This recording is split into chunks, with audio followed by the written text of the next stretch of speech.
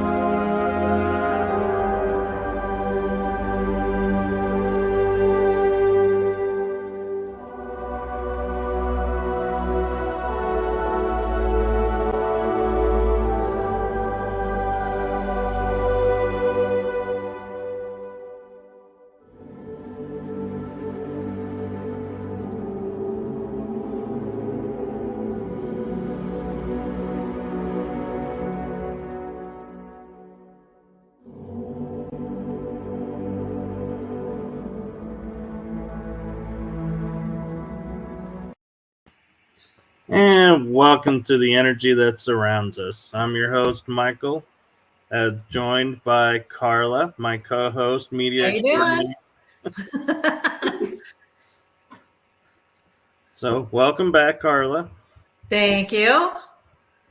We missed you. Good to be back. And so, who do we have with us in studio tonight, Carla?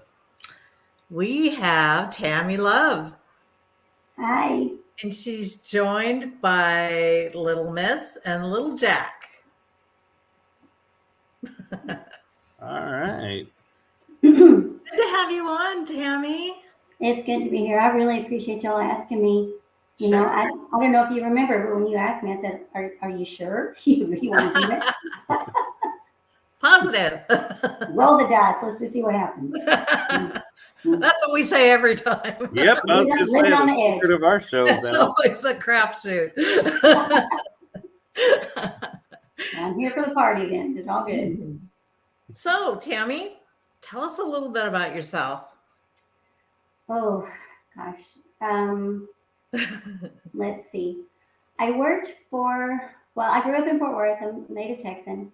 And if my mom had not been born in Illinois, I would have been something like a fifth generation Texan. So she messed it up, but that's okay. She got back to Texas as soon as she could.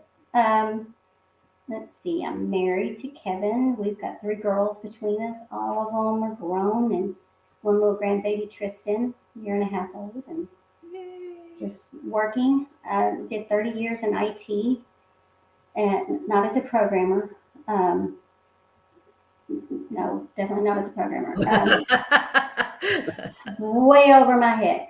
But basically, as a liaison between the technical people and the customer service people on different sides in different parts of the country and stuff. So I enjoyed all that part of it. Nice. Got caught up in a layoff back in 2014 and decided that I was going to have to start working over again. I was going to do something that I wanted to do for the enjoyment of doing it, where it was going to be helping people. So that led me to work with seniors for about 8 years. And loved them, loved everything about working with them. Well, 99% of everything about working with them. But then decided to make another change, and now I am working as an administrative assistant and loving the challenges. It's a lot of different things I get to learn and do, and get to meet people from all over the Metroplex, traveling to different centers, and so I'm enjoying it. Excellent. Mm. Sounds like a win-win there. Yeah, as far as the paranormal side of it, have always been interested in the paranormal. Starting from when I was probably about, I don't know, 6 or 7 years old. I think I shared with y'all, I was having this reoccurring dream. Like, I don't even know how frequently it was, but it was a lot. And the way that our house was situated at the time, I have 2 brothers and a sister that I grew up with, and my mom. And so she converted the living room to her bedroom, and then the one bedroom in the house was huge, and it had bunk beds for the boys and little twin beds for me and my sister. And I'm going to date myself, but y'all know the green giant and the little, what are they called? The little sprout, is it? The little ones? Right. They would come and wake me up and lead me to the closet door, and there would be this special knock on the closet door. And it opened up and it transformed into these marble stairway, beautiful big ballroom.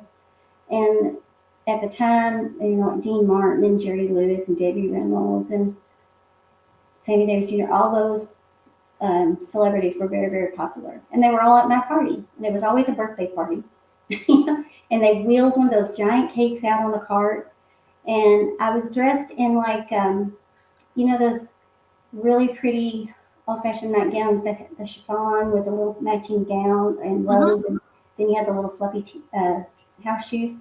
I was always dressed in a really fancy little gown and robe. And they all sang happy birthday to me and gave me presents and cake. And then they walked me back and I went back to bed. And I was always so sad when it was over with. Because, it was just about me. Now, looking back at it is like, was it just a need for attention? Probably.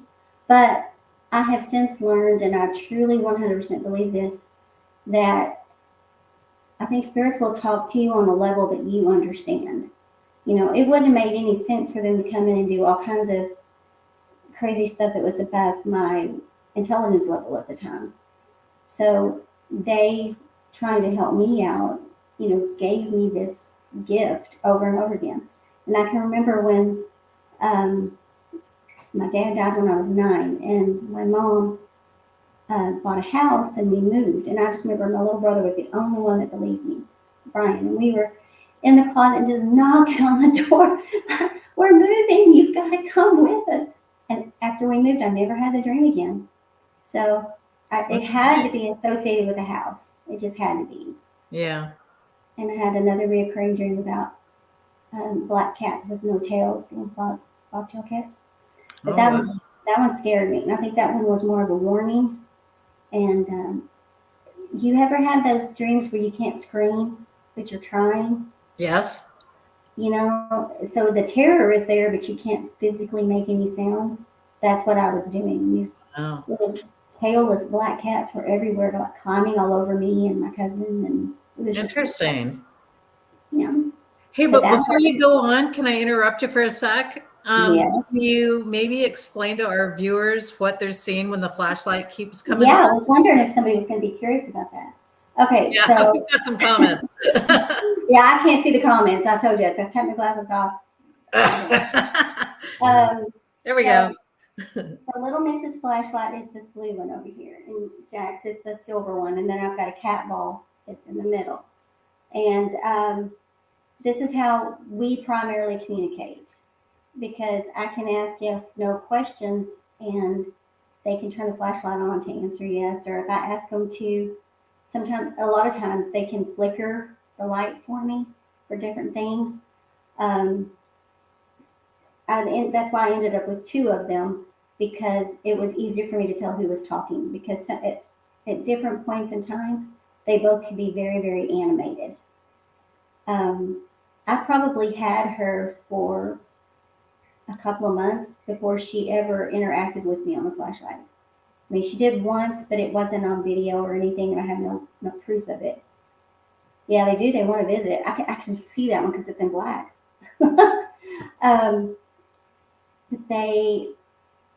I took a break at work one day, and I was trying to talk to her, and the flashlight came on, and I was actually recording. I was like, like, don't panic. You got this. And she will talk. I mean, between the two of them, we've had hour-long sessions, which the energy that takes for them is astronomical. And I guess because they're kids, they just doesn't faze them. Yeah, they're both going now. Yeah. Yeah, So X is brighter than Little Misses this time. yeah, and it'll vary. That sometimes he's got a very dry sense of humor. Yeah. And okay, so let me back up a little bit, because the people that I know about the dolls, I've explained this to them. But I guess there might be people that are watching that don't know anything about vessel dolls, because I never knew anything about vessel dolls until I got them. So do you want me to go into how they happened? Absolutely. Absolutely. Okay, so the investigation team that I'm on, RIP, we were going to do an investigation at a house that had never been investigated before, called Aston House here in Gregory. And they were having they'd been having this multiple times, but like an estate sale. And so I went with where we were just going to kind of get a lay of the land, but I wanted to get a trigger object. And it was my first time deliberately getting a trigger object. I wanted something that was going to trigger a response, right? And I saw this little doll, and she was, oh my gosh, she was so sad looking. One little arm was pinned on, one leg was pinned on, one eye was just like stuck in the socket and just kind of hanging out. She was filthy. She was wearing an outfit made out of like a pair of old men's socks. Just, yeah, she's like, yeah, that's what I had on. So I got her, I think, for $5, and brought her home, put her on the kitchen table, didn't think too much about it. A couple weeks later, though, I was getting ready to go to bed one night, and we had brought a bunch of stuff over out of my mom's pantry to throw away, because you had to be sneaky about it, because if she saw you, she'd get upset. So it was hanging on the kitchen door. It was very, very heavy, like touching the ground heavy. And I walked in there to turn off lights and everything, and the trash bag is like spinning in a circle. And Really? my first thought was, oh hell, we got a mouse. And I was prepared to like run and scream. And, Kill something. well, no, that would have been like, go hit Kevin, like come kill the but I'm very brave, and I'm peeking down inside it, and it's not moving. There's nothing rustling, nothing. So I got out my phone, and I had this little SOS app, and it mapped a little tiny little spirit on top of it. It was just dancing. Really? Dancing. Oh my gosh. And I was like, okay, well, I see you. I get it. You have fun with that. I'm going to bed now. Didn't think too much about it. Went to the bathroom, and there's the toilet's in a separate little room. And I had readjusted. There's one of those tower fans that we have. I'm very animated with my hands. I need to get them out of the way. But I turned the tower fan on to set it for an 8-hour timer, right? I go in to use the restroom. I come back out, and it's off. I was like, really? Okay. And I get my phone out again, same tiny little spirit, just dancing away on top of it. And then it was like, oh, okay. So definitely have something going on because it matched exactly the same as the other one. 2 totally different objects, different sizes. I told it, you're welcome to stay, but you've got to stay in the bathroom. You can't come in the bedroom. I'm going to sleep. Good night. Went to bed. Didn't think too much about it. And the next day, that morning when I was getting ready, it dawned on me, oh, the doll. The doll was sitting on the table right by the back door. And I'd made a really rookie mistake. I didn't bless the doll before I brought the doll in the house. Oh. Yeah. Ugh. But luckily for me, it was Little Miss, and it wasn't some evil conjuring person. And so I started getting her cleaned up and all these things after the investigation, getting her all cleaned up and everything. I felt really bad for her. And I accidentally kind of partially started dissolving her face because she's not stuffed with like regular stuffing. The people at the doll museum think she's about 75 years old, the doll itself. Oh gosh. And so when I got her wet, it was just like making this face just kind of deteriorate. So the doll museum people took pity on me, and they said, okay, go get some material, shove it up in there, stitch everything back up. Well, a seamstress I am not, but I tried really, really hard. So the difference in the material and everything that you see is because I couldn't find any material the exact same color. Mm-hmm. But I did as good as I could shove, because it kept tearing as you're trying to sew it. So we got her all stitched up, got her cleaned up, and then I had the bright idea. Well, Uh-oh.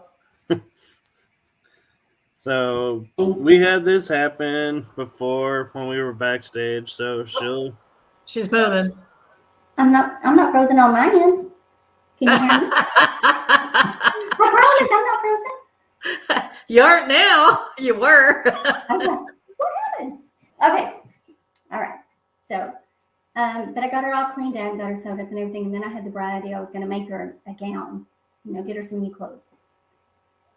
It looked like a hospital gown. It looked like she came out of some kind of institution. So we had to make a little sash for it and everything. And then that led to me just going online and ordering her some clothes. Now, during all of this, before I got Little Miss, I met Phoenix. Y'all know Phoenix.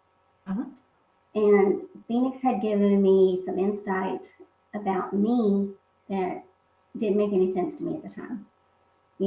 She's one of the conversations we had was, call me day or night, text me, whatever, when you see the color indigo. That's all you see when you close your eyes is the color indigo. I was like, that's a very specific color, and I was like, okay, well, I'll let you know. And I kind of tucked it away, but didn't think too much about it until, those games that you can play on Facebook that tells you what color it is. Yeah. Whatever. Well, I played this one that says, what color is your soul? So my soul was indigo. And that reminded me of the conversation with Phoenix. And it's like, 2 nights ago, or 2 mornings ago, right when I first got it, I was laying there and that's all I saw was indigo. But it didn't click until I did the little Facebook thing. Uh-huh. So I messaged her and I was telling her about the indigo and everything. And then we started talking about the doll. Well, the dolls started interacting with Phoenix. And she had never been to my house. She had never even met the dolls or anything, and they were sending her messages. Well, she was sending her messages because I didn't have Will Jack then. She started asking for, what was the first thing? I think it was like a rocking horse or a rocking chair. I was like, we're grown. We don't have any kids. Why would I have a little rocking chair? Well, a couple days later, looking around in my closet back in the back, a little red rocking chair. Really? With a little bear in it. Found a little rocking chair. One of the things, I opened up I'm pointing over there like you can see where I'm pointing at. My office closet is just right across from my desk. And it was getting cold in here, so I opened up that closet door to go into I got a laundry basket with some little lap blankets in there. And yeah, I know, you were there.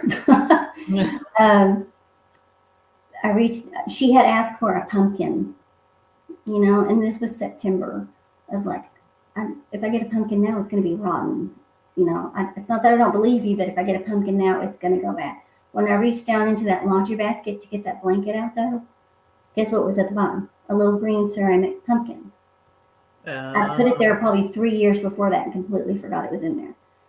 She was shopping in my house at night, like just going around shopping. How stuff she wanted. But when I opened that closet door another time, though, a little tiny, like this big pillow fell on my head. I have never seen that pillow in my life. It was like a little reindeer pillow. I sent a picture of it to my brothers, to my uncle. Nobody knew where it came from. My mom and dad got married at the courthouse. They didn't have a wedding, so they didn't have a little reindeer. So it's still a mystery. I don't know where it came from. But when I pulled the sack down that it fell out of, one of my baby dresses was in that sack, and it had little rocking horses all across the top of it. So I washed that little dress and I put it on her. She wanted pearls. Well, I had a little ankle bracelet that had pearls on it, so that became her necklace with a little ring that fell out of the sack, the same sack. I think it may have been my dad's wedding ring at one point. Oh, wow. My mom had Alzheimer's and couldn't have told me where the ring was from, and nobody else recognized it at all. Again, it was something else I had never seen. I don't know if still have no clue where the ring and the reindeer pillow came from, but maybe one of these days I'll know. Everything that she was telling Phoenix that she wanted, I was finding in my house within a day or two. So, I mean, it's way too much stuff just to be coincidental. Yeah. So, I mean, at this point, I'm taking everything that Phoenix is telling me at face value. It's like, okay, you got it. She wanted things that she could call her own. And that's when we started the online shopping. So I blame her. It's her fault. But she loves it. I would have her sitting in my lap with me. And after she started using the flashlight and everything, I would have her turn on the flashlight. If I saw something online and asked her if she liked it, she'd turn on the flashlight. So what started off is just a couple little dresses. Now she's probably got a couple of weeks worth of clothes. That we can recycle. But it's fun. But once she started communicating with me with the flashlight, we were able to find out a lot of stuff about her. And we knew she was happy, but she kept saying she wanted her Andy. She wanted her Andy. And I had been looking for a Raggedy Andy doll online ever since I got her. Because I figured there had to be another one, right? I figured there was probably a pair and somebody got the other one and took it. Well, a couple of days before Thanksgiving, I saw this little doll on Facebook Market, and he hardly had any hair left at all. He was filthy. He was missing an arm. Just sad looking little doll. And I had her and I was asking her, is that him? Keep on the flashlight. And she's very actively engaged in a conversation. Yes, every time. So I ordered him, and I had originally asked them to mail him to me. But then in talking about it, it made more sense to go get him. He was only an hour away. So we contacted the seller. And when she brought this doll out, it broke my heart. He was folded in half and stuffed in a baggie. And it was just horrifying. I was like, oh my God. But I did say a blessing on the way to the car over the doll and everything. And then Kevin, bless his heart, he humors me and indulges me with a lot of this stuff because he's seen what these dolls have done. And we had the flashlight with us, and I was asking her, is this your Jack? And she was adamant that was her Jack. And I didn't know it until we got him. He has a music box on the back of him. And the song that he plays is, and I mispronounce this every time, is Ferrajaka, Friar Jack. Mm-hmm. He plays that. Yeah. Mm-hmm. And so that's where Little Jack came from. And he plays it very, very slow, but he plays it. And in talking to him, he has confirmed that he is a Jack Jr. So, wow. What we have, deducted, after playing, it's not more 20 questions at this point. It's more like 20,000 questions at this point. Yeah. But there wasn't a motor vehicle accident that killed what we originally thought was their whole family. Mom, dad, little brother and sister, or brother and sister. But we have come to find out since then that it wasn't the mom that was killed. It was one of the teachers that was brought into the house to help them was with the kids because mom had a new baby. So, and this has all been just within the last month or two that I've learned this part because we had been thinking all this time, mom, dad, Little Miss and Little Jack. Wow. And I tried to find them online. I'm sure that if, and please don't take me serious, FBI, if they were to come and raid my computer right now looking at my browser history, they would put me away. The stuff I'm trying, motor vehicle accident, family of 5 killed, all this stuff I'm looking up, they're probably thinking, okay, you're sick. You are sick, twisted, you gotta go away. But I'm just trying to find the history on them so I can come up with those dots. But I haven't been able to connect all the dots yet. But it is piecing together more because I have found out that mom did remarry. And when mom remarried, they sold the house. But they went into the dolls before they sold the house. And I feel like I'm rambling, but I'm trying to get all of this in. Because I know how crazy it sounds. I truly know how crazy it sounds. But it's like a soap opera, but with rag dolls, They had a lady that worked for them named Agatha. And when we went back to the Aston house in October for a charity event, we have a very, very good video that the lady that we kept referring to as Agatha, she was very adamantly and actively answering our questions in the upstairs bedroom. She was using the cat ball. She was using the K2. She was using the flashlight. And she identified herself as Agatha. And that's the name that Phoenix kept getting. But I kept getting the name Amelia. Well, what we have figured out is Amelia was Agatha's niece. And so when the mom had the baby, that's when Amelia came to help with the kids. My mom passed away back on Christmas Eve. And one of the things that the dolls were bringing me some comfort, just in general, just hugging a doll makes you feel better, Right. But I didn't realize what I was doing, and Phoenix had the foresight to bring it to my attention because she knows how much I trust Teal Gray. Mm-hmm.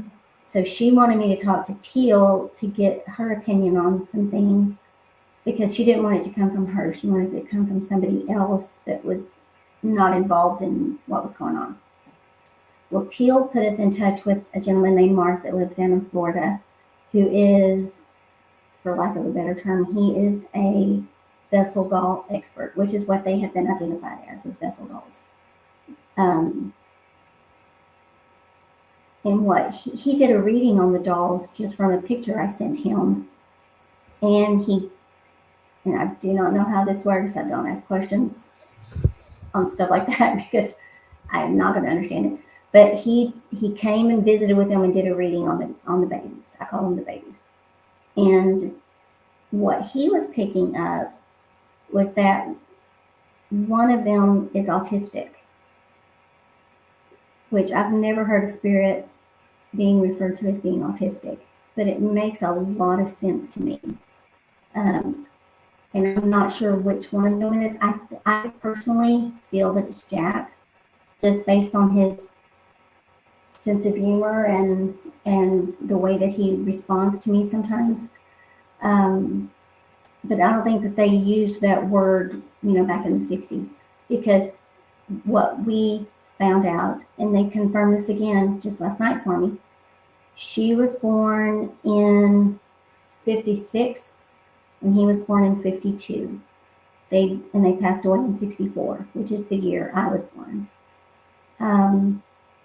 Both of their birthdays are in February. Hers is the 12th and his is on Valentine's Day, the 14th. No, hang on. Something like that. Jack just lit up. Yeah. Last night, they both at different times, they definitely have temperaments of children at times. And last night he was over me. He didn't want to have anything to do with me. But she was answering for him on her flashlight. It's kind of funny sometimes. He'll answer for her on his flashlight and she'll answer for him on her flashlight. But yeah, they were, and this is like the third or fourth time that they've confirmed birthdays for me. So their birthdays are in February, in 56 and in 52.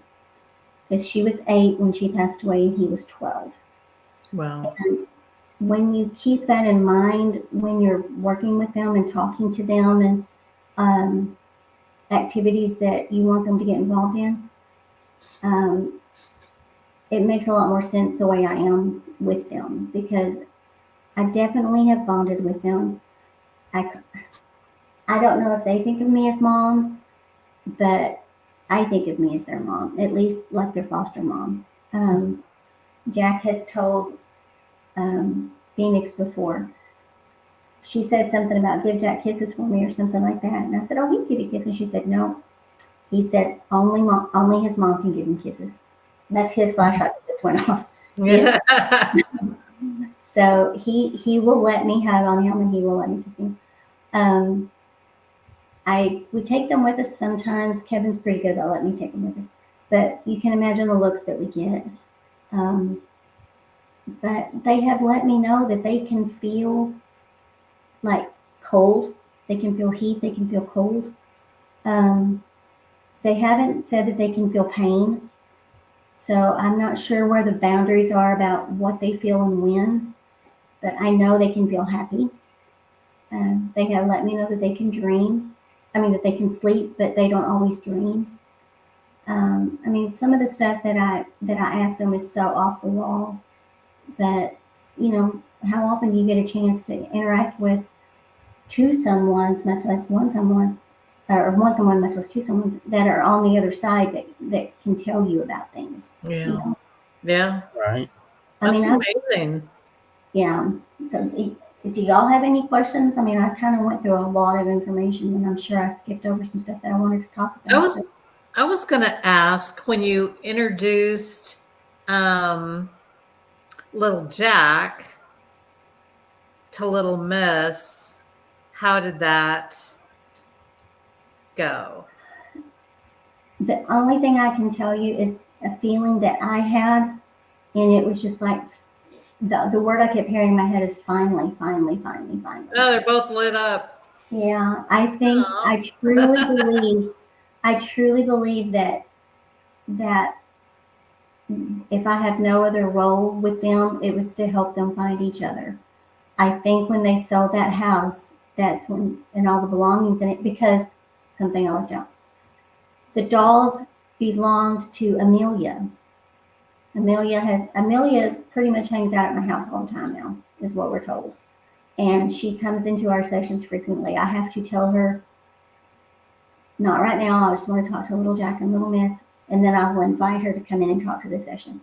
I did an hour-long session the other night with Amelia, because I did a spirit box recording with her, and there was a man that kept answering along with her. And we were trying to figure out who the man was, and they identified that it was her father that was talking. But the doll, she's got some initials on her back. Amelia has identified that, and she has told me before that her last name is Morrison.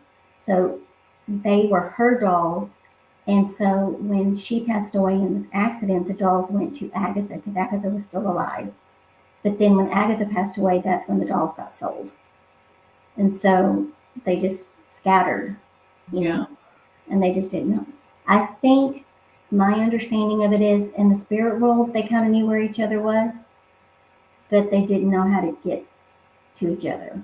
So where they are the vessel dolls, I'm the vessel human for them to get point A to point B, you know. Wow. Right.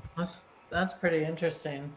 So I have a question that I'm going to ask because I know the answer of, but I'm going to ask for the benefit of people who may be watching this in replay and are hearing a term for the first time. Vessel doll. What exactly is a vessel doll versus a haunted doll versus a doll? Okay, this is my layman person understanding of it. A vessel doll is just a doll that's been inhabited with a spirit. The spirit doesn't have to stay there. It can kind of come and go, and they do visit. They've let me know that like places that I have not taken them with me, they have told me later that they went with me, just in spirit form. So see, she's like, yeah, we did. Haunted dolls, to me, I think they're trapped in there. Now, I honestly don't know if that's gospel, but that's my understanding of it. You can have you can have vessel dolls, you can have vessel vases, any kind of object can be a vessel, as long as they choose to go into that object.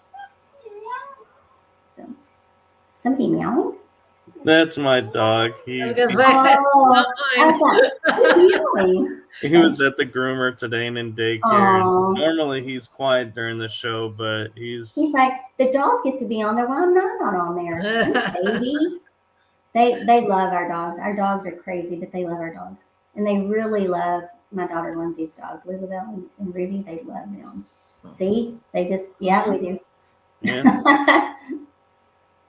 So does that help? I mean, as far as the haunted and the vessel? Oh, yeah. So I'm going to switch subjects on you real quick. Tell me about your photography and cemeteries. Okay.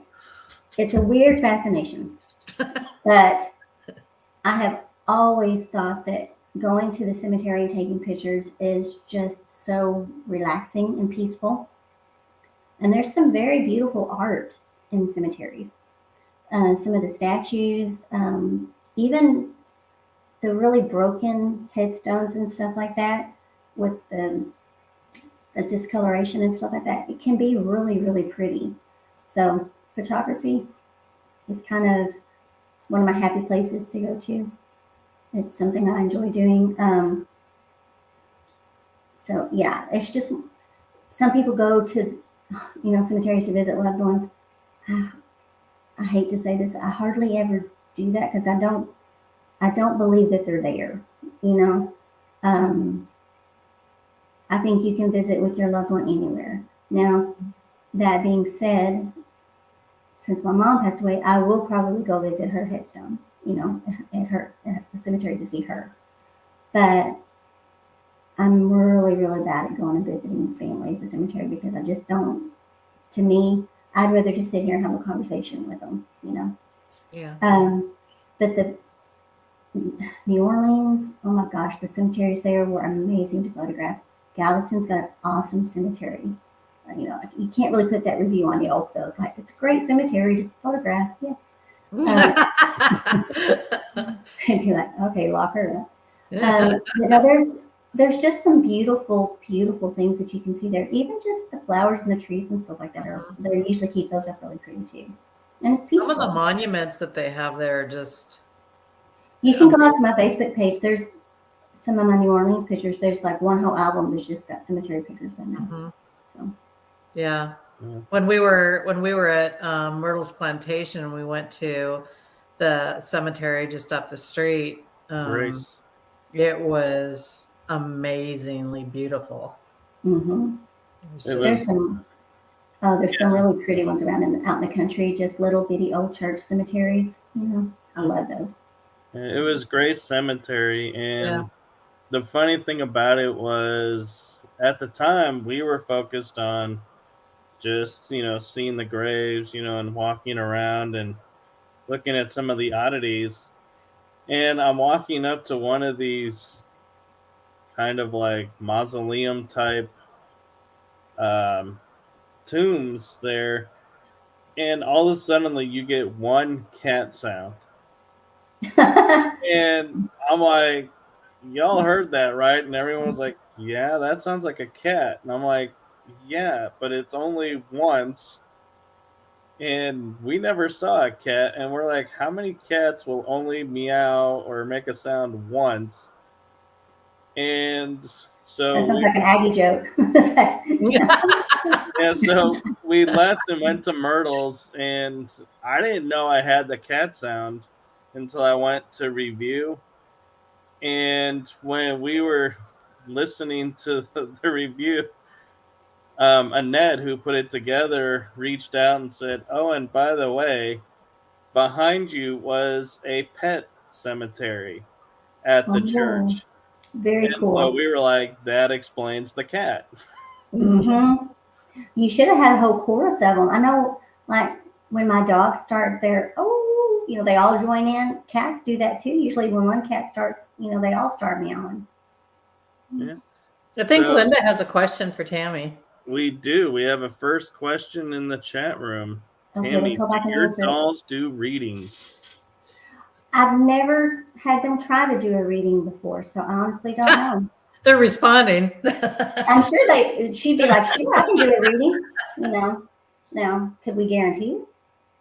But I haven't tried it, but I'm not saying I wouldn't be open to it. But I get the feeling Little Miss is over there saying, try and stop me. she's Yeah. she's like, just have your credit card in hand, and we will take care of you. I'm just kidding. Yeah. Mama needs more shoes. No, just kidding. Oh my gosh. That's too funny. So, what are some of your favorite places to go and investigate? Oh gosh. I think the place that I have actually enjoyed investigating the most is Jefferson. And I know that's kind of a standard answer for a lot of people that go to Jefferson, but you never get the same activity twice. It's almost like there's so much spirit activity that every time you go, you get to talk to different spirits, even if you're at the same location again, And it's just so beautiful. The history there is so, so rich. I love Jefferson. Yeah, hmm Jefferson is one of my It's like favorites. you constantly want to go back. Now, I did love New Orleans, but I will tell you, the only time I've really, really been scared on a ghost hunt was in New Orleans because, and I'm going to butcher this name, you might know it. Madame LaLaurie, I think is how she said Madame her name. Laveau? No, not Marie Laveau. She was French, and she was married. I think she might have been a countess, but she was married to a doctor. And they used to have these very elaborate dinner parties. Oh, well, let me preface this by saying we were on the Bloody Mary voodoo tour, ghost tour. So it was already a little bit heebie-jeebied out because it was just Bloody Mary. But the street is the street where like Nicolas Cage and when Brad and Angelina were together and they had a house over there. It's that really rich area of houses. And they're telling us these stories that they had these elaborate dinner parties. And she would disappear for little periods of time and come back and had blood like coming out of her mouth. And they had slaves that they the neighbors started to complain because of the treatment of the slaves. And the big complaint came when there was a little girl slave that went missing. And they were sure that something had happened to that little girl. Well, when they finally came to check everything out, it's because one of the slaves, the woman that was working in the kitchen, set the kitchen on fire so that the fire department would come and find out what was going on there. You know, the story itself was horrifying, but that she had a lot of, she'd killed a lot. They had a room upstairs where she had been conducting experiments on people. He was not involved. The doctor was not involved, but like genital mutation and just all kinds of very, very horrible stuff that she was doing. And they had so little disregard for human life. But when the fire department came and the lady told them that the slave told them what had been going on and everything, they were going to arrest her, but she had been like just very casually going about getting all of them together, and they were on a buggy just kind of heading out, you know. So they were able to, they didn't like run out of town or race out of town with a carriage, so they were able to arrest them. But because she was French, they just sent them over to France, and she didn't understand how come she couldn't come back. Yeah. So, but that standing out, getting out of the van and standing on that street, trying to take pictures of that house, it was scary. It was very scary. And none of my pictures turned out. I mean, they were all just, they may be because I was shaking. I don't think I was shaking, but it was scary. But it wiped out a lot of pictures on my phone. You know how spirits will drain your batteries and they will do all kinds of stuff. They messed with my camera. They jacked up a lot of pictures on my phone. Wow. Yeah. So Kat I don't want to says go back to it's that.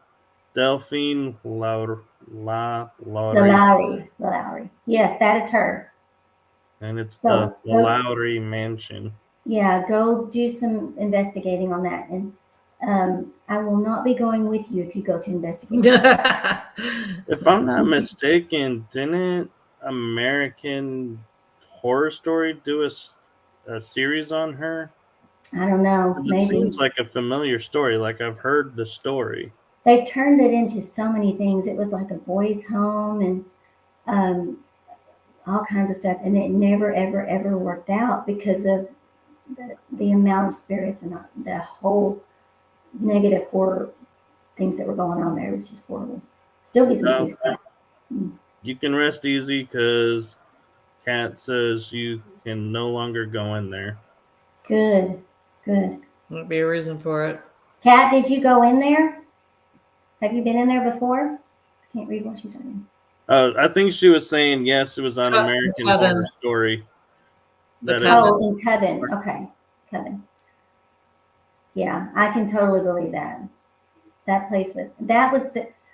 I liked. I've been on some cool investigations. Well, not even an investigation. We went on a ghost tour in Las Vegas. Now that was trippy. This was me and my friend Tammy and her sister Cindy, and the guy that led the tour was a former funeral home director, and he had the old top hat on and the overcoat and everything. But you go to a bunch of the different casinos in Vegas and he tells you about the history. Did y'all know that Vegas is like the suicide capital of the United States? I did actually. I did not know that. And Jack's like, I knew, or no, Will. How do you know that? He's like, I knew it too. Yeah, there's a lot of people go to Vegas to kill themselves. I mean, they go and blow all their money and kill themselves. So we were talking about all things Vegas, and I think it's Bugsy Malone that was at Flamingo. They built him like a little house out on the grounds. I've got pictures in that little house of what looks like a little toddler girl with a doll next to her. You can see the curls and everything in her hair. Oh wow! We went out to this park called Settlers Park out on the edge of. It's not really inside the Vegas city limits. It's out closer to Henderson, I think. And it's kind of in a really sketchy area of town. Like I grew up on the east side of Fort Worth, and it was like, oh yeah, I feel at home here. Um, yeah, you wanted to be careful. But I took a bunch of pictures, and there's one picture that I took, and I was the only one around, and I was wearing like capri pants, so there was a definite. Um, it sounds bad to say. There's a gap between my legs because I had the capri pants on. But when you look at the picture, it was just a random picture of a tree. I don't even know why I was taking a picture of it, but it very clearly looks like a Grim Reaper standing there with the what's it called, The sigh. the sickle thing, Yeah. you know, with the robe and all that on. And there was nobody around me. Everybody that I showed that to, I mean, because you could see it immediately in the camera, looking at it afterwards. It was freaky. Wow. And he was telling us this story about how it became known as Settlers Park because there was a wagon full of settlers that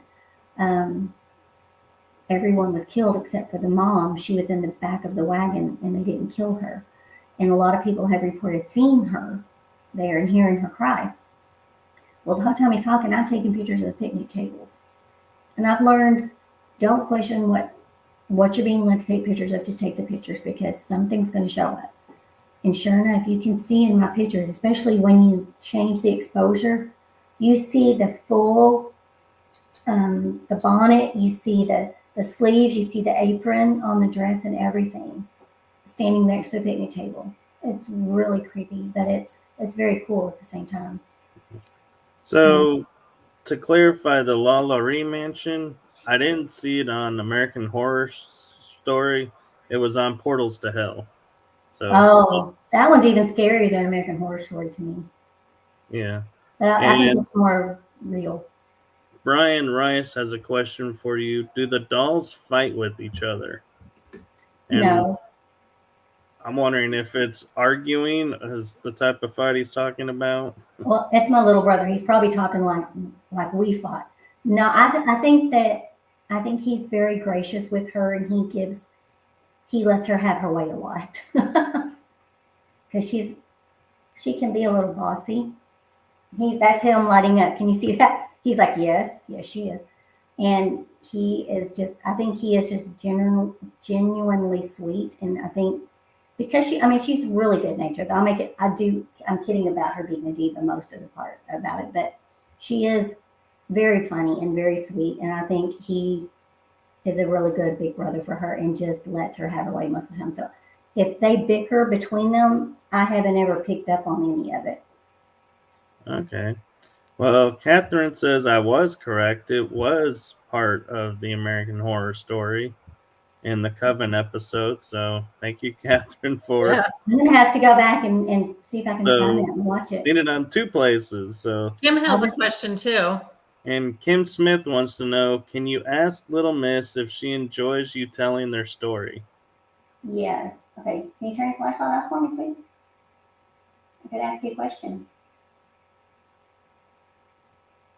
And of course, now we're all looking at her. She's like freezing. Okay, thank you. Okay. And Kimmy wants to know, do you like me talking about you and telling your story? If you do, can you turn your flashlight back on? I guess you can both turn them on if you want to. Can you turn your flashlights on if you like me talking about your story? Now maybe hanging. Now they're on. Okay, so let me close that question. Don't answer it. Would you rather I not tell your story? Would you rather I not talk about it? If you don't want me to talk about it, turn your flashlight on. Stage fright.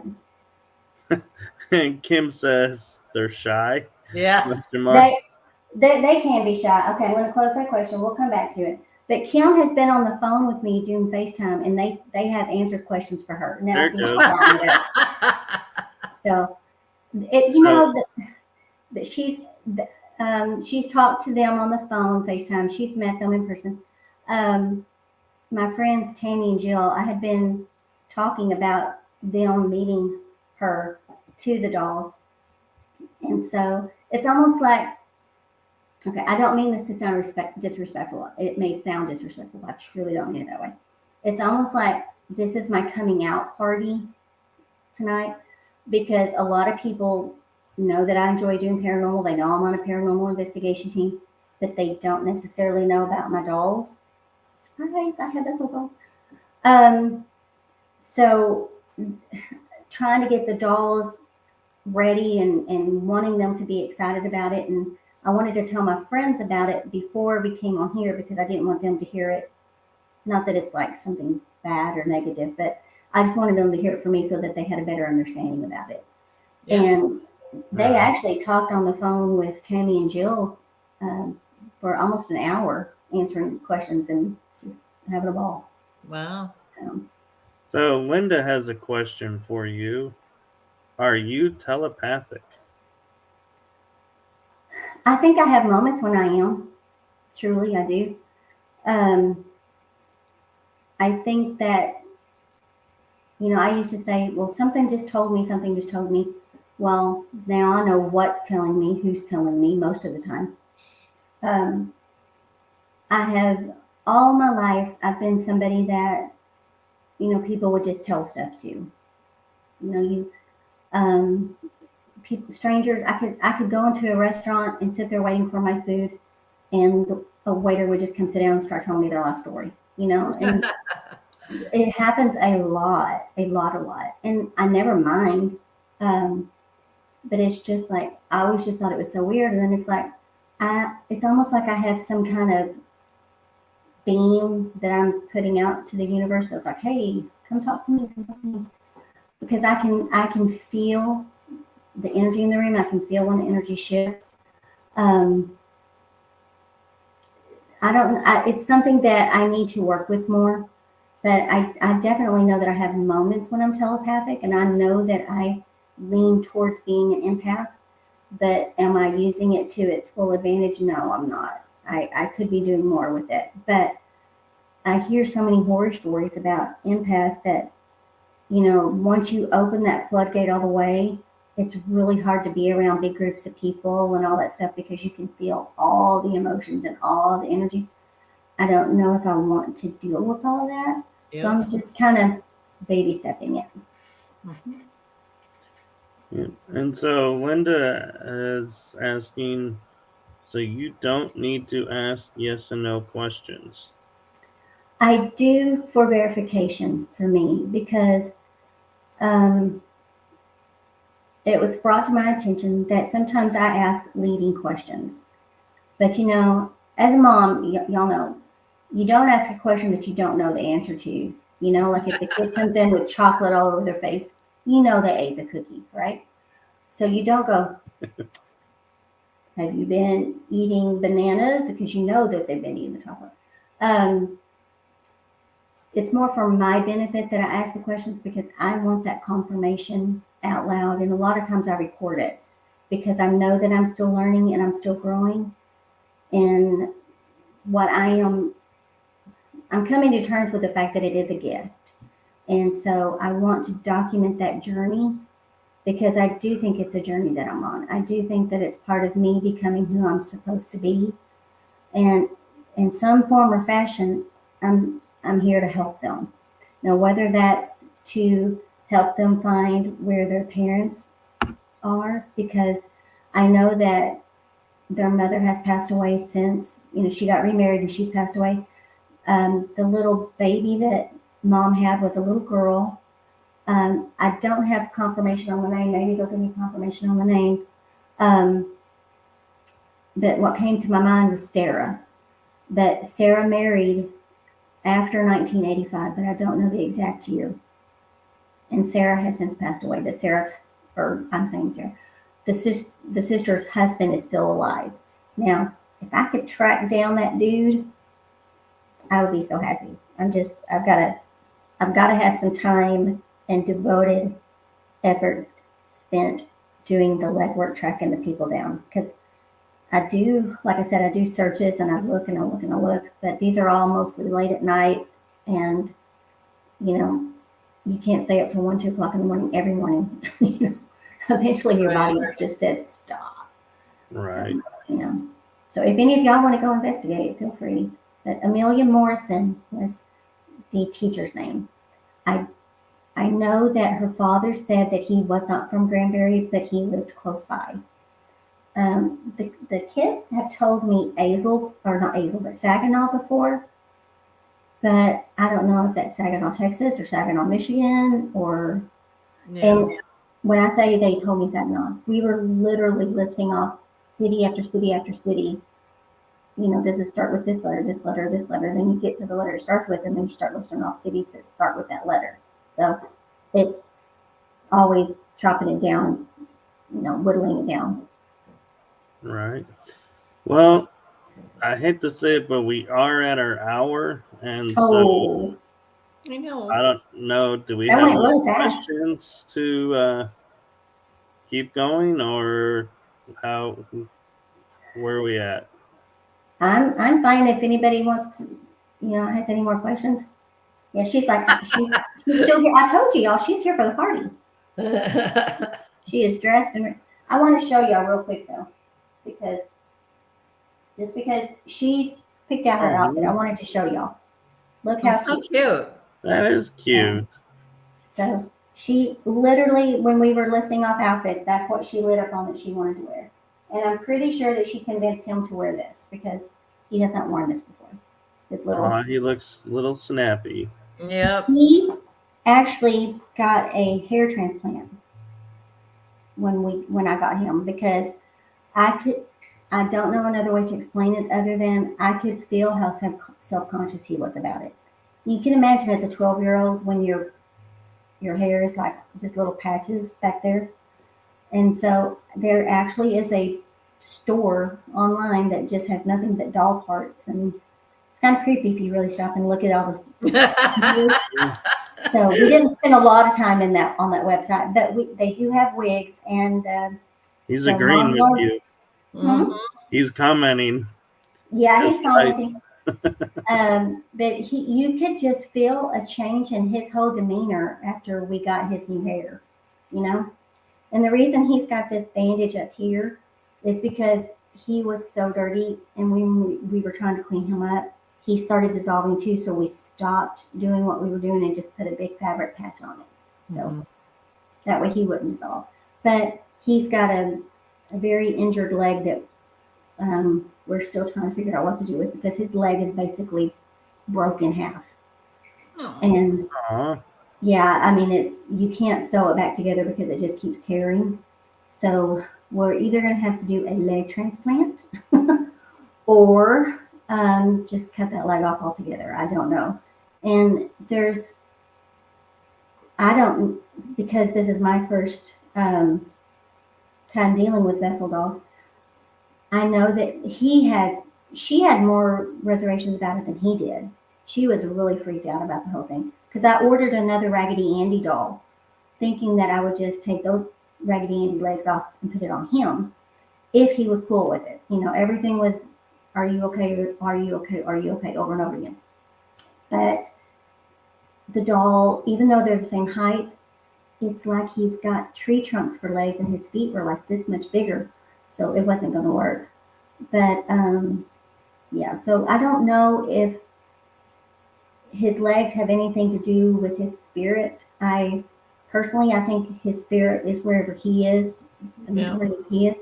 But I know not to throw the legs away. We save the legs and, keep them for whatever. So yeah, he's like, please take my legs. I was going to say, we could ask him, which does he prefer, having amputation or? He's actually told me he prefers the new legs.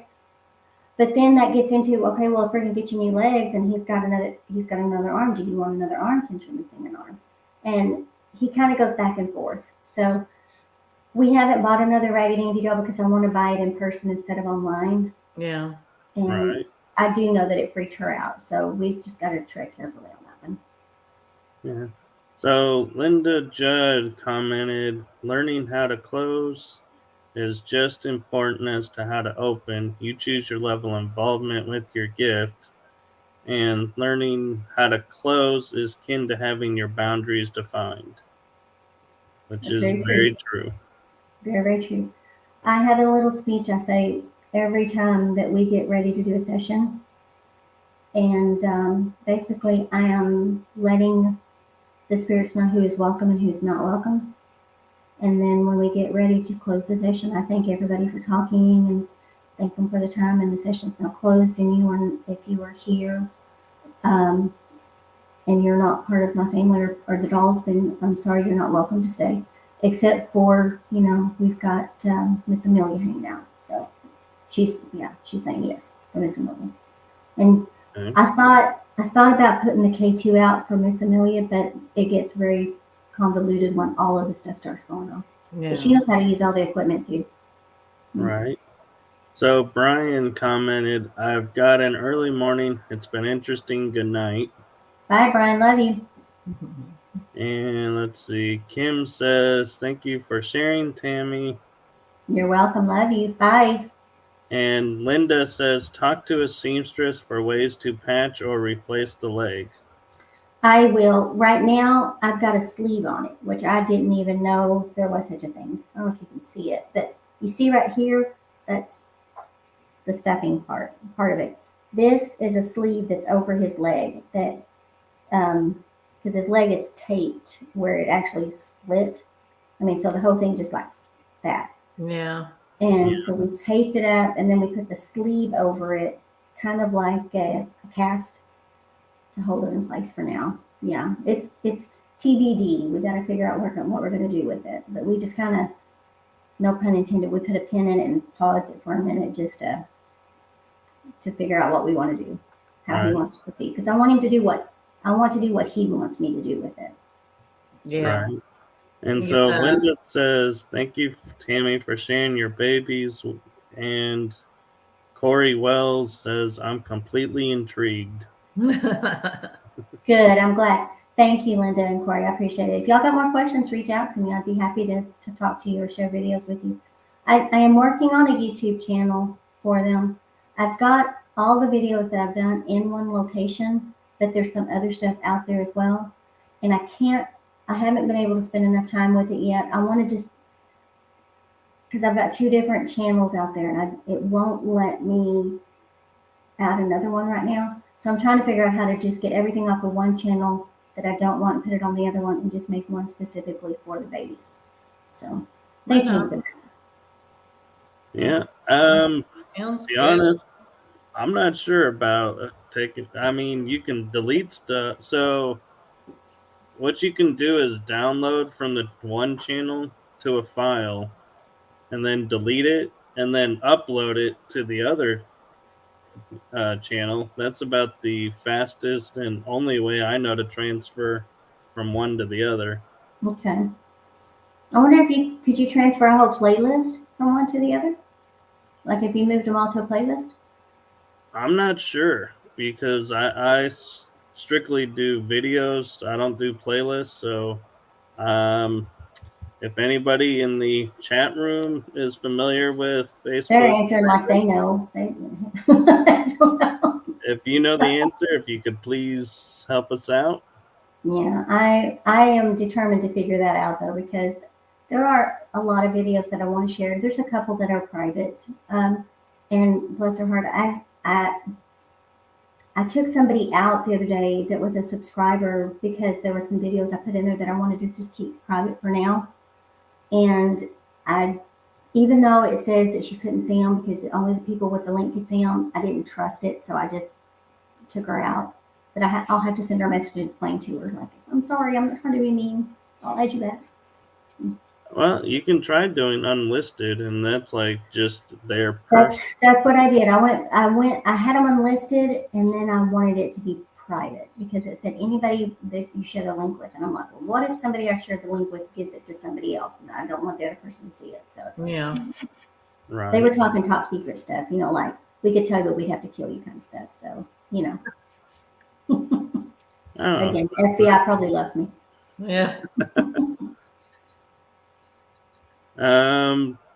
Crazy Catherine, Cat says, yeah, they won't be able to see it if it's unlisted. That's what I think. Because I've done that with a few videos that were specific people I wanted to see. Mm-hmm. Well, I will definitely get work on that, and then I will send y'all the information so you can, if you want to share the, Perfect. YouTube channel on your page, you can, or whatever. Right on. Yeah. Sometimes they get shy, but I can almost always, after just a few minutes, get them talking. They love music. This one is a big gospel music fan, believe it or not. Like the Gaither family, hands down, could listen to that Wow. all. She loves Sonny and Cher. We listen to a lot of Sonny and Cher. Yeah, it's funny because before you had said that, I could have probably listed off 2 or 3 of their songs, and now that you say that, I'm like, yeah, sure. Yeah. I don't want to hurt her feelings because I am not the biggest Sonny and Cher fans, but I enjoy listening to it with her because I know I'll tell her if you like the song, Flashlight, it's kind of like her singing along with it, and she's singing along with everything. She loves them. Yeah. Kim says, I think they are interested in having a channel. Oh, I'm sure this one especially would love Both having lights are on. Yeah. She's like, yes, please. Yes. So I have an interesting question I've been thinking about all night. You Mhm. mentioned they each had their own flashlight and a cat ball in the middle. Do they ever set off the cat ball, or is it always the flashlights? Oh no, they set off the cat ball. The other night when I had put, okay, this makes me that much more of a crazy doll lady. I put them to bed. They have little beds that I bought them. They have pajamas. I put them in their pajamas. I put them to bed. In my mind, kids need to have a routine, right? Even if they're spirits, I think they still need a routine. That makes sense in my mind. Nobody else has to do it. It's okay. So I put them to bed, and then I went in the living room to have a private session with Miss Amelia. And I said in my opening little spiel that I give that little Miss and little Jack were not welcome. They needed to stay in bed because I know that they can get out and travel around the house and do their thing. Well, we get about 30, 40 minutes into it, and all of the stuff starts going off. And I'm like, and they're here. And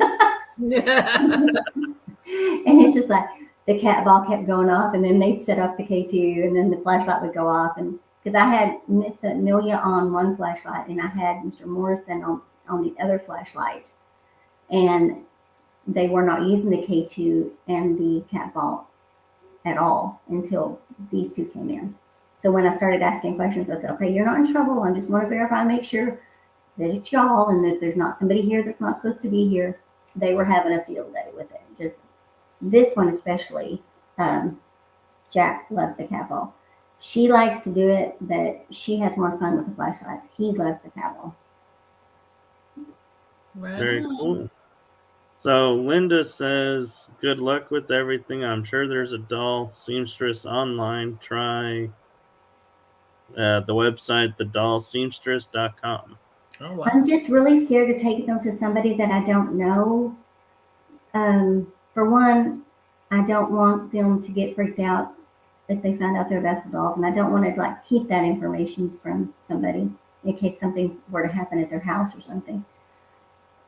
He's like, yes, please don't do that. But something I have learned that I had no idea that you could do, and y'all probably did know this. Did you know that there are people that they think it is their job to pass people along, like to send them on their way? Yes. I mean, but they take it upon themselves, not like the doll saying, hey, can you help me get to the other side? They just say, hey, you look like you need to go to the other side. Okay, here's how we do this. And they send them along the way. That's not right. If somebody did that with my dolls, I would just, I'd be heartbroken. Yeah. I mean, if they wanted to go on their own terms and their own time, and for whatever is keeping them here now, something is keeping them here now. But I have told them since day one, I don't want to hold you back from whatever, God or whoever is calling you on.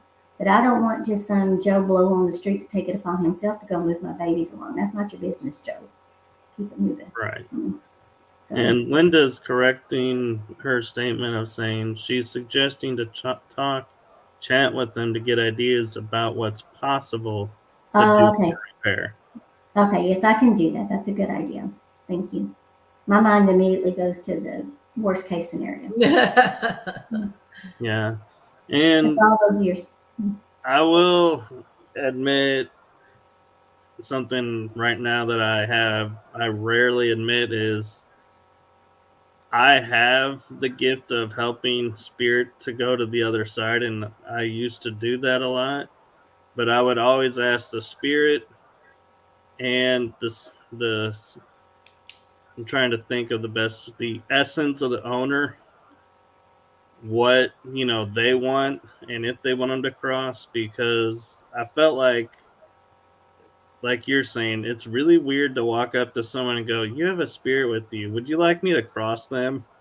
Because they Mm-hmm. want to cross, and it's like, yeah, that's kind of weird sounding. So I don't talk about that very much. That I used to do that here and there. Well, what comes to my mind is that, for whatever reason, God or the spirits, whatever. I'm a Christian. I believe God had a hand in it. That's just my personal belief. But I think that there's a reason that we found each other. I don't know what it is yet. I know that they have helped me with my mom's passing. What I did not realize, though, when I was hugging them as much as I was and talking to them, and I would even just come here and close the door and cry with them, um, they're getting all of that energy. Right. So I was making them much stronger, but not in a good way, not in a positive way. So I had to redirect that energy. Um, so again, I am not a seamstress, but I took a bunch of my mom's old clothes and I kind of dissected them and I started making pillows with them to give to my family. We had a little birthday party for her back in February, and that was my goal, was to get a lot of the pillows made to take to the birthday party. So I made it a very deliberate effort. I would bring them in with me. I would turn on gospel music or whatever, and I would sew, and we would talk, and I would share stories with them, but I wouldn't just dwell on the sadness, you know, because I didn't want it to be detrimental to them. And I know it wasn't good for me either. I mean, everybody needs to grieve, but it wasn't helping me.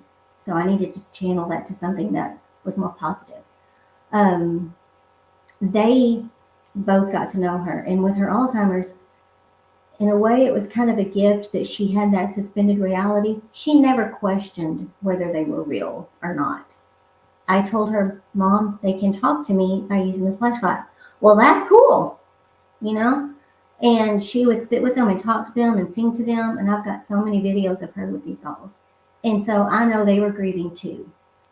And, it's just one of those things. And I told myself I'm not going to cry. We had to find that happy balance, you know? Yeah. So Right. if somebody, I understand that people need help moving along sometimes, but if somebody just took it upon themselves just to say, oh, you shouldn't have those spirits need to move on to the next level. They don't know what those spirits are dealing with. Right. What I'm dealing with, that I need them and they need me at the moment. So that would break my heart if somebody just moved them along without my Right. knowing, you know. Yeah. And I deal with that a lot because I'm like, because I know I can. When I come up with to a spirit and I'm like, I can feel like they're like not sure what's going on and everything, I'll talk with them and I'll explain, what's going on and go, here are your options. And, I honestly give them all the options, but if they're like even hesitating for a second to answer, I'm like, you're not ready for Yeah, this. And I'll be like, you just keep doing what you're doing and just, be mindful that people are here and they may not understand what you're doing. So don't take it personal or get upset. And, I try and help them to cohabitate in this space instead of Yeah. Thinking, oh my God, these people are screaming and yelling at me, and I don't like it, and start lashing out. I'm like, no, they just don't understand your Yeah. communication. That's a good word for it, cohabitate. You have to learn how to cohabitate. Um, absolutely. I think that's a smart approach to it. I can see, something I have learned from all of this. They don't like clutter. Clutter creates chaos. And our house, we're in the middle of remodeling it right now, so there's a lot of clutter and stuff. So we talk about, okay, you're going to hear these noises. This is going to be going on for a couple of hours. But sometimes I will bring them in and I'll let them watch what's going on. And sometimes I'll just leave them in and I'll just come in and check on them every once in a while. And then I'll bring them back out and show them, okay, now see all that noise. This is what we did. We put up this wallpaper. We did this. And I might be doing a little overkill on it, but I think it's better to over communicate to them than not let them know what's going on. Yeah. Yeah. So you're welcome, Kim. And that's the fun of being a podcast host is you get to share. Well, y'all were some of the first people that got to meet them, and I loved your reactions weren't like, and I know it was a paranormal weekend, but most people are like, okay, crazy lady, keep them over there, I mean, even my daughter Lindsay, I was sending her pictures, and she's heard this enough now. She understands. They're good now. They're friends now. But Lindsay's first comment to me was, "Keep that Annabelle wannabe away from me." So it's like, no, Yeah. Lindsay, she's very sweet, and so but I would go over to her house and dog sit for her, and she didn't want me to bring the babies. I'm like, well, I'm not coming if I can't bring the babies. Okay, well, don't bring them in the bedroom. Kim, or Lindsay, they can go wherever they want to go, right? So you can tell them to stay in the living room, but if they want to go in the bedroom, they're going to go in the bedroom. So finally, he's cool with them now. They're all good now. But at first, she was a little creeped out. I'm not going to lie, but they are good now. They're friends. And I'll totally be honest. I was telling Carla, I'm like, dolls creep me out, but they're not creepy, right? through this entire episode, I've been just this is chill. I'm okay with this. This is totally not what I was expecting. They are so sweet. They're not scary at all. But I mean, I used to have, when I was a little girl, I would put my dolls in the closet at night. Somebody had the genius idea that it was a good idea for me to watch this movie by myself about these dolls that would come to life at night and kill people. I mean, I don't know what they were thinking. I'm sure nobody gave me permission. I just watched it, but I scared myself to the point where I would play with my dolls during the day and then throw them in the closet at night. Way down the road, I was still scared of dolls. But these dolls don't scare me. There's just a sweet disposition that comes with them, that they are calming. They're I don't know. I cannot even explain it. Kevin, for the longest time, they were kind of scared of Kevin. He's not a big old dude or anything, but he's a former Marine, 21-year Marine Corps. He comes across sometimes kind of gruff and just his voice and his mannerisms. And they were a little scared of him at first. But then they started where they would actually do the spirit, the flashlight sessions with him there. And I would say, can you turn that on and show Daddy this? And, they would turn it off and on. And they were doing something on the K2 the other night, and he came in and I said, can you make that go yellow to tell him good night? And they're right there with him doing all the things. So I wanted him to see it and know it firsthand, and not just because at first he was like, I see what they're doing for you. I see how they're helping you. Well, that's all great, but they're really real. You know that, right? Sure. Yeah, but I see how they're helping you, so I'm okay with it. So at first I think he was like, well, yeah, they're helping you. Hey, Vicky. But he thinks they were helping me, but that you just believe what you want to believe. As long as it's helping you, it's fine. You're not hurting anybody. But then he started seeing the things that I was seeing and hearing the questions I was asking and watching them as they were responding.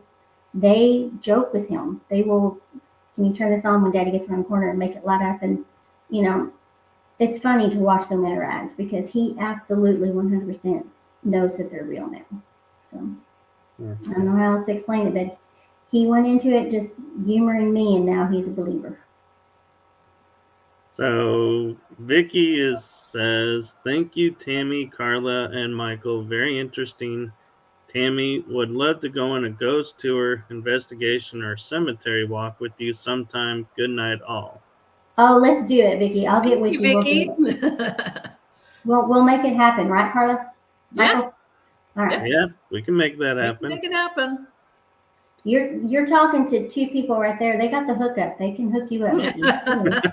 Well, to some places, not to a lot of places. I have faith in you. But Kat was wanting to know, was the movie The Puppet Master, or is it the movie Dolls? I honestly don't remember. It traumatized me to the point where I honestly don't know. Somebody kept saying, I know it was black and white, so it was definitely an older movie, and I couldn't have been more than 10, 9 or 10, well, probably 10 or 11 years old. I probably thought I was grown. I'm sure I thought I was grown. But in something we didn't even talk about, that's around the age, after I moved away, when we moved from that one house where I was having all those recurring dreams, when I lived at that house that I lived at till I got married, that's when I would have all those classes. It was a dead end street that had a hill that went down to the railroad track. And I would just set up camp out there and teach class after class and sing and dance and put on shows. And, sometimes my friends were with me and sometimes it was just me. But I taught a lot of kids how to read and write and all that kind of stuff. So I'm just saying. Yeah. So somewhere down the road, I earned a teaching degree on that block. Yeah. So we're getting close to wrap up time, but Linda has a question that maybe we can answer real quick. Is, do you use a ghost box to talk to your babies? I do have one. I am not the best person at interpreting it because my daughter has told me for years that I've got ADD, and I was like, no, I don't. Squirrel, but but I'm slowly coming around to yes, I think I probably do. Am I going to go to a doctor? No, I probably won't. Not yet. But so all of the noises and the I need to get one of those, the app that will tune out the white noise and just do their voices, because it really messes with my senses with all the different things going on. I'm fine with all of the K2 and the noise from the REM pod type stuff. Yeah, I think all when we do the REM pod, all those kind of things, I'm good with all those noises. But you get that spirit box going in the middle of it, and it just tips me over the edge. Yeah. Right. Sensory overload. So Kat says, yes, this was a great episode, you guys. Thank you, Catherine. Thank you, Kat. I appreciate all your information about Madame LaLaurie. She says, nice to virtually meet you, Tammy, and can't wait for June. Oh, I know. It's going to be so much fun. It's going to be fun. And they're coming, right, Carla? They're coming? Yep. Okay, good. She says, we met at HHL, but didn't really get to talk much, and at Buc-ee's. I do know who Kat is now. She's got the long brown hair and the glasses. Yep. Right? Okay, I do know Kat. Hi. Because I was thinking, okay, I'm sorry. I'm horrible with names. And so Linda has a question that I can save time and answer for you. She says, sorry, keep wanting to say them, but came late to the show. What are their names? So the names were Little Jack and Little Miss. Yes. Now, Little Miss, just last night, finally, we got her name as Millicent. But when I asked her specifically, do you want me to start calling you Millicent? She didn't answer. So no response to me is a no. But when I went back and said, so you want me to keep calling you Little Miss? Yes. She likes Little Miss. That got shortened from Little Miss Raggedy Ann. That just sounded really formal for such a little doll. And Jack comes from, he plays the song Fetish off with the music box that's on his back. I don't know if you can see it. I don't want to expose him. He's right here. So when we found that, and we decided to call him Little Jack. So It works. it works. It's very, very slow. He's about 75. The doll's about 75 years old. Yeah. Well, let's not expose anymore because we like to keep our clean It is a status. family friendly Yeah. show. We're PG. Well, PG-13. I feel like we said a couple of words tonight. Yeah. That's pretty So good. we're at an hour 30 minutes. So Oh my I want gosh, to that thank. flew by. It did. And so I want to thank everybody in the chat room for your questions and comments. We appreciate when you guys chime in. And Thank you for having me. I really appreciate it. yeah, We we're had a lot of glad fun. you could come on. You could come back and tell us how the kiddos did at Old Park. I will. I can tell you that. That'll be a fun episode. They did great. When I took them back in January, I think it was. It was in January. No, June. It was June. When was it? When did we go? Because you were there. When did we go, Michael? You went in January. It was the first weekend of January. Okay, so I did say the right month when we went in January. Right. But yeah, they went. They were there. They did good. They, I learned a blessing to say over them before going in to kind of put a blanket of protection around them because I didn't want any spirit to mess with them. Mm-hmm. Rightfully so. Mm-hmm. Right. So Corey says, can't wait to meet the kids. I'll make that happen, Corey. And Kim Smith says, enjoyed. Me too. And so we're going to wrap up the show now. Okay, thank you again, y'all. Thank you so much, Tammy. Yes, thank you for coming on, and thank you for sharing Little Jack and Little Miss with us. Can you tell them bye? Bye. Bye. Now they're going to be shy. They're not going to turn the lights on. Thank you again. You're welcome.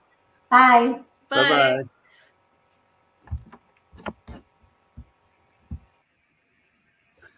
Okay. Ooh, let's switch out of this mode. There we go. Yay. All right. So that was a fun episode. That was a fun episode. And next week we have the other half of Lone Star Paranormal Research, Justin Sutter, coming on. Yeah, that'll be nice. Get to see how the other half lives. And I will say I'm excited for this one because of some of what he does for the paranormal investigation wise. And so just a little teaser to kind of pull you guys in to tune in next week so you can see what we're talking about. But I think it'll be a fun and interesting episode for y'all. Yeah. So I'm going to let you send us out. Okay. Thank you so much, everybody that tuned in and listened to us and commented and participated. It was a great show, and we love having you guys, and we will see you next week. Yes, we will. Night. Good night, everyone.